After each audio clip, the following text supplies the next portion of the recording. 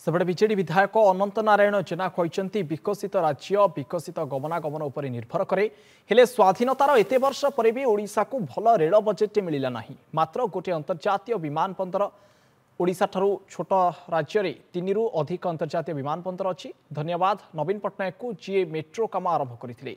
विशेषज्ञ माने भी यही प्रकल्प उपरे मोहर मारी हेले वर्तमान यह अनिश्चितता आड़ को ठेली होगला। काली नवीन पट्टनायक श्रेय नहीं जिबे से काम आगौ नहांती बीजेपी सरकार। केंद्र सह आलोचना करी भविष्य में यही काम को अनुध्यान करने कथा कहते राज्य सरकार, जहाँ अत्यंत हास्यास्पद अटे।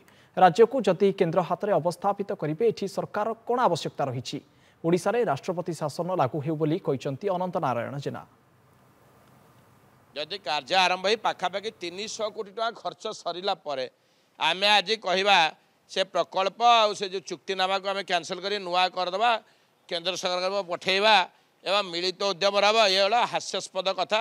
या भितर 13 मास बीतीगला आज नुह काली न 13 मास बीतीगला प्रकल्प को अनुध्यान करे जदि करपारतन सतीक चूड़ा। कारण कहीं बहादुरी काले पूर्व सरकार नहीं जाए बोली से न कर मानसिकता। कारण जदि लोक मानकर सरकार लोक मानकर उद्देश्य लोक मानक उद्दिष्ट एवं लोक मानक सरकारटा गठन होता आम निर्वाचित होता। जदि लोक मानकर आवश्यकता को आम जदि मौलिक समस्या को पूर्ण न कर पारिबा ताहाले मु भाबुची जे आम पद पदवीर कौन दायित्वहीनता बोली मोर जहाँ उपलब्धि कर। कारण आज एत बड़ कंपानी की आम हरइचे एवं आम पुणी कहचे केंद्र सरकार को आम चिठी लिखिचु भविष्य में आम मिलित उद्यम काम करूँ ताले राज्यटा नहीं केंद्र जब अवस्थापित करदे ताले केंद्र बुझिले राज्य भल हाँ। ये सरकार कहीं रे काले केंद्र पर निर्भर करे राष्ट्रपति शासन करदे आहरी बढ़िया हाँ जहाँ अच्छी गणतंत्र।